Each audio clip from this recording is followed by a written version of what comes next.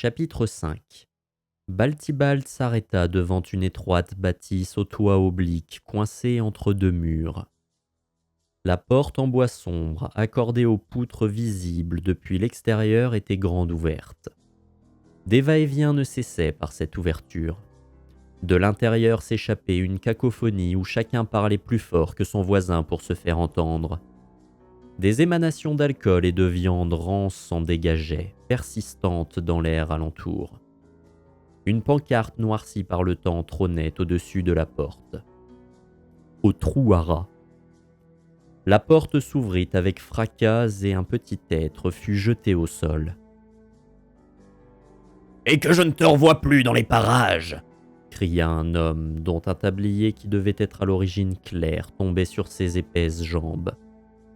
Le nuage de poussière retombé et Baltibald lui tendit une main. Tirnaelg la saisit et se releva. « C'est toi !» s'étonna-t-il. « Comment m'as-tu retrouvé ?»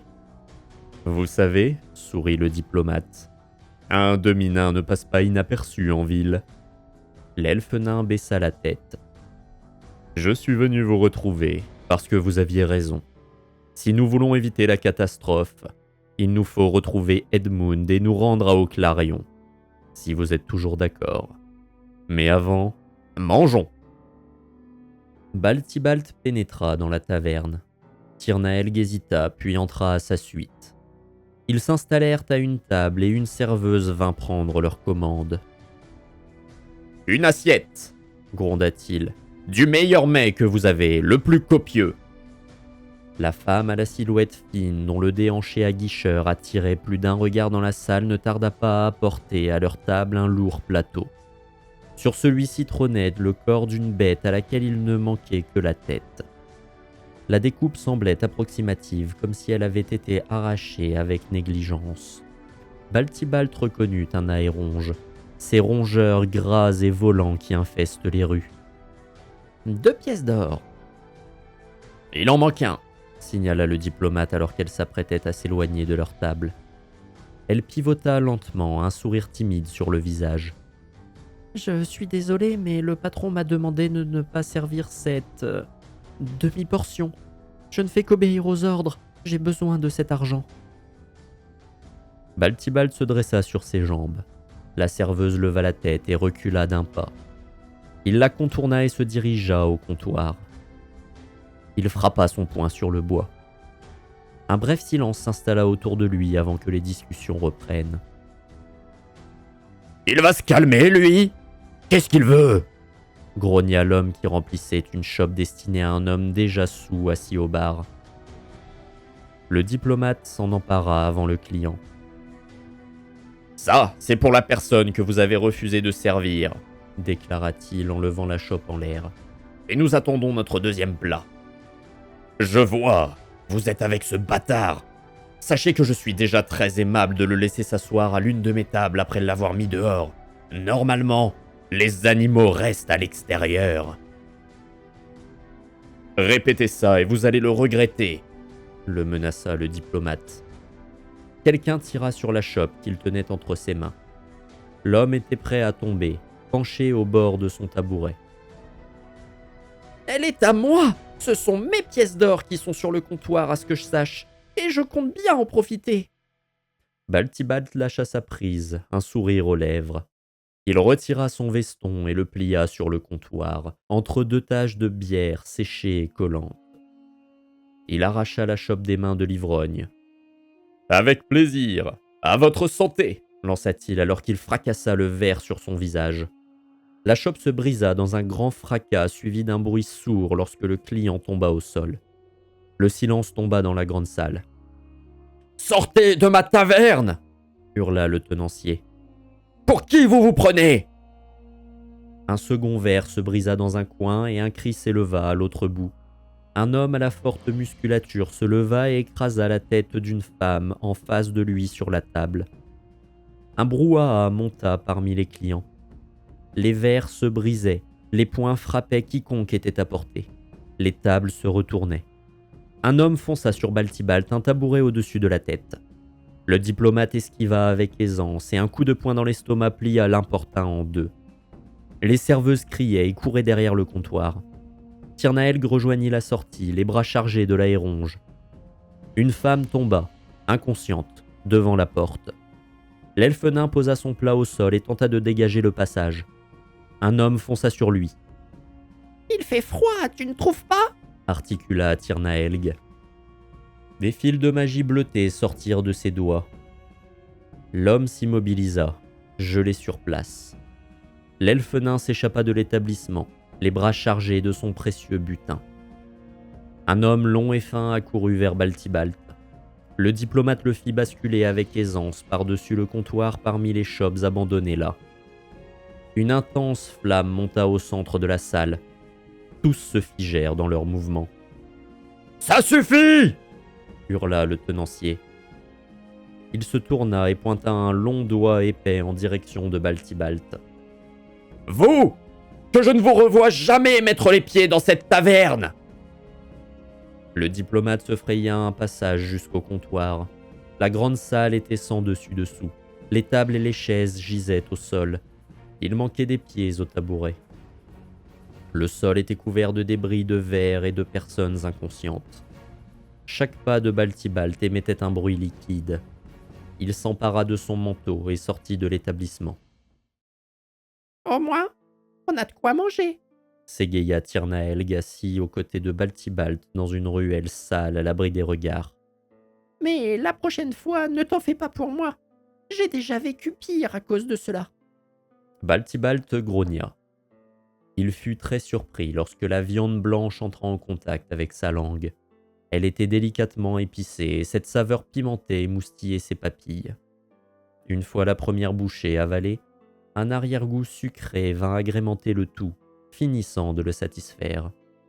Les quelques légumes présents pour ajouter une touche de couleur étaient parfumés de cette même sauce délicieuse.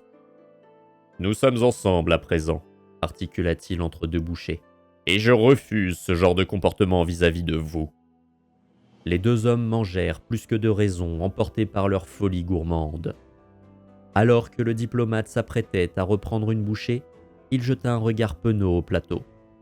Il était vide. « Bien !» lança Tirnaelg. « Vers la rivière Leia !» Il pointa un doigt en direction du nord-est et entama la marche. Baltibalt écarta les bras avant de le suivre. « Quel est le plan ?»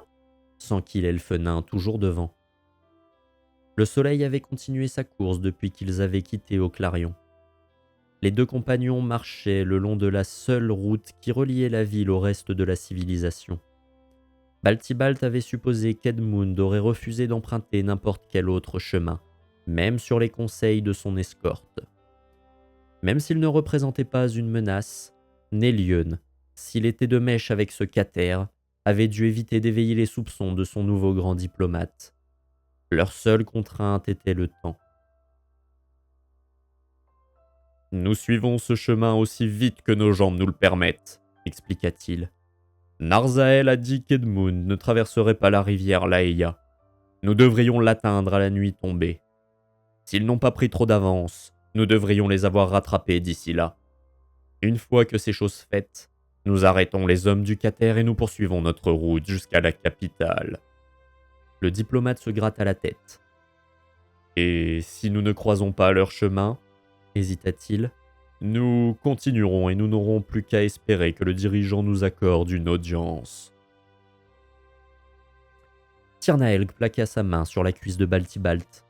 Il inspira avec force bruit. « Toi aussi, tu sens quelque chose ?» demanda-t-il au diplomate. Ce dernier eut mal l'air, mais aucune odeur ne lui parvint. Il secoua la tête. Le soleil avait disparu à l'horizon et ses jambes devenaient douloureuses. La lumière du crépuscule projetait les longues ombres des arbres au sol. Tirnaelg fit signe à son compagnon de le suivre avant de s'engager dans les fourrés. « Qu'est-ce qu'il vous prend? Arrêtez !» La voix avait résonné, proche. Baltibalt fonça dans les feuillages. Il déboucha sur un bosquet au centre duquel un feu de camp brûlait. La lumière vacillante dévoila Edmund, dos au sol, surplombé par deux femmes en armure de cuir qui moulaient leur taille et leurs hanches. L'une était blonde, L'autre rousse et présentait des taches de guerre bleu nuit du front au menton. Leur épée courte était dégainée. Baltibald se figea. Leur épaule présentait un tatouage circulaire rempli de motifs complexes, identique à celui de Narzael. « Alors comme ça, vous voulez vous battre ?» les provoqua-t-il en retirant sa veste. « Venez affronter quelqu'un de votre taille !» Les deux femmes pivotèrent, la lame pointée vers le diplomate. « Restez en dehors de cela, et peut-être que vous aurez la vie sauve !» déclara la femme rousse. « Laissez-moi vous proposer une alternative. Nous nous battons et je reste en vie. Mais je doute que ça sera votre cas par contre. » les nargua-t-il, la tête haute.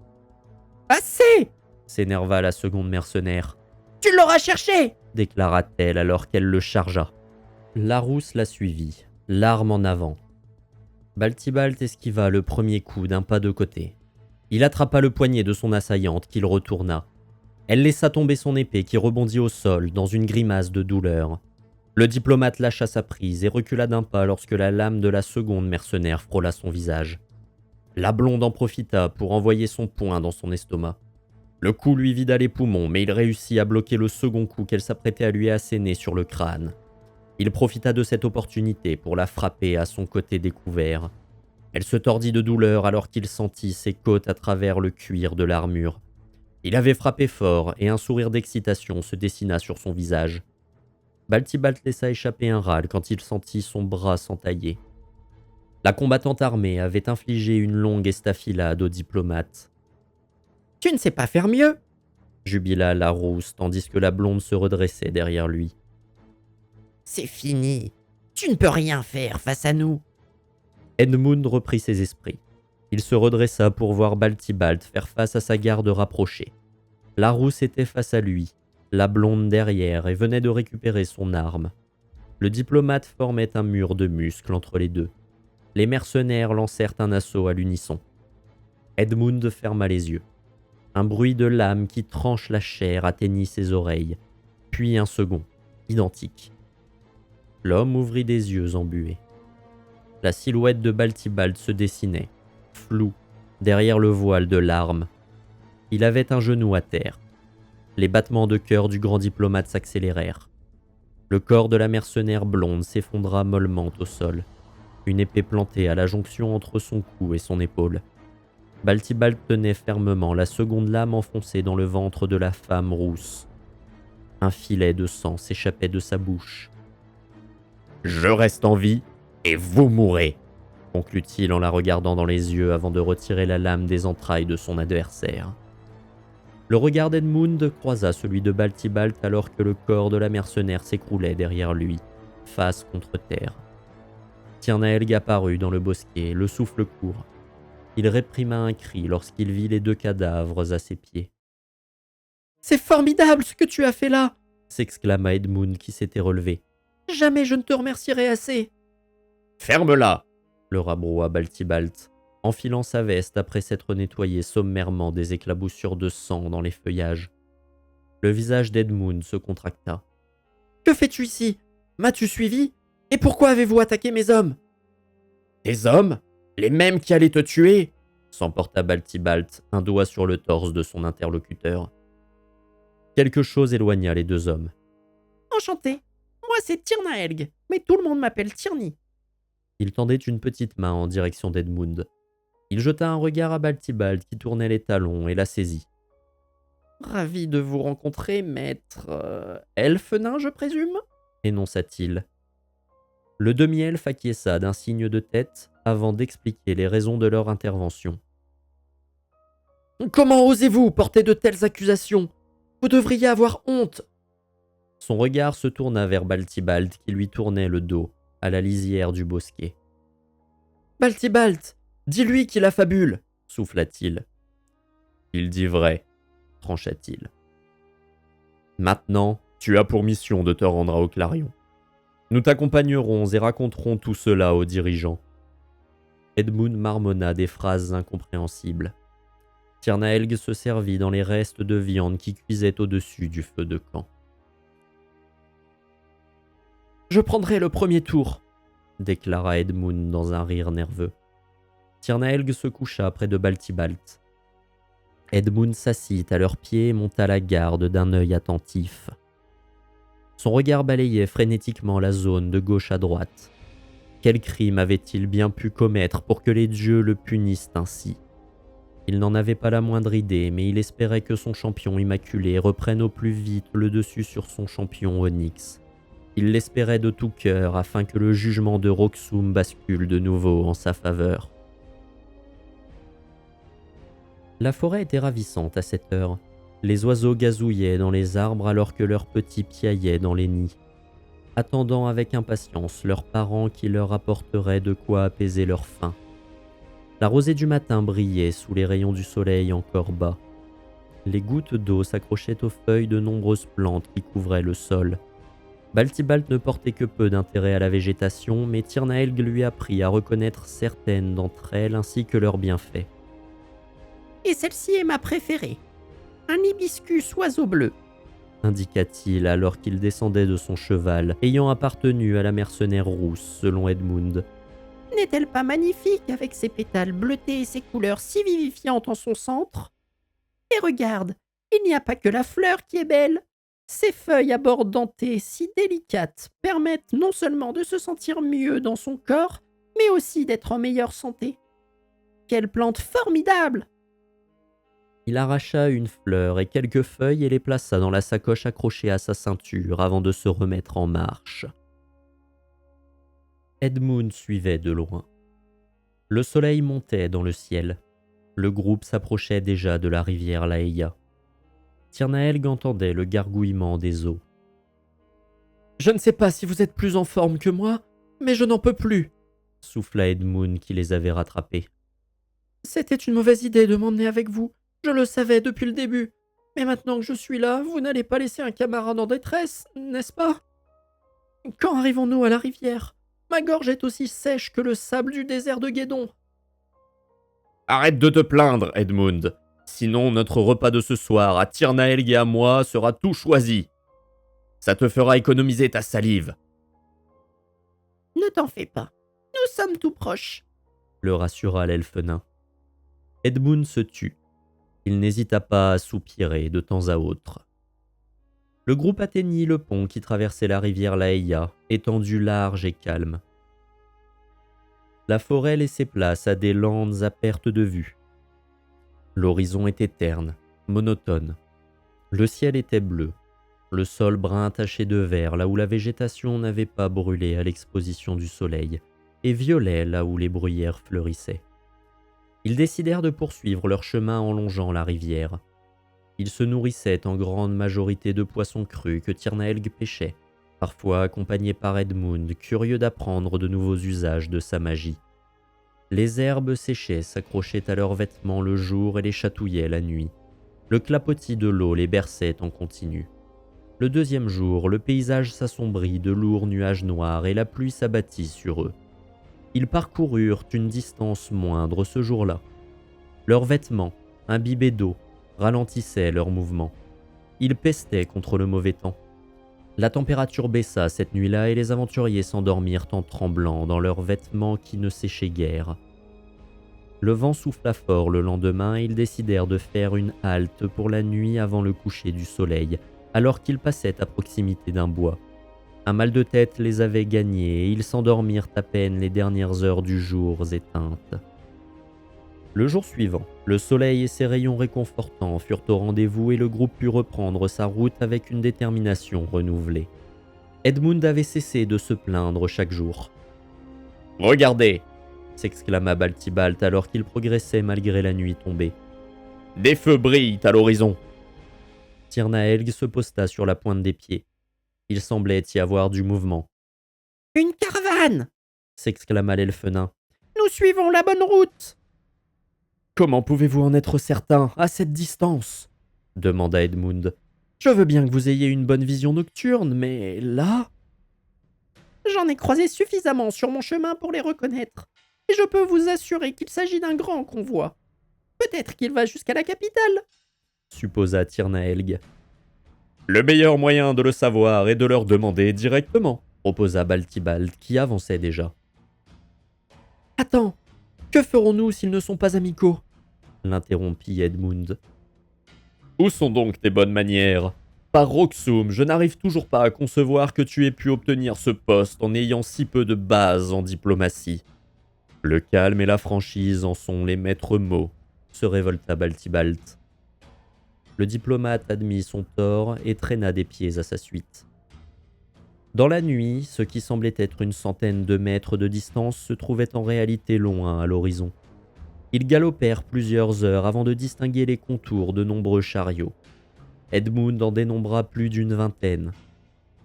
Les silhouettes se mouvaient autour des feux de camp. Des rires y éclataient et des hennissements leur répondaient.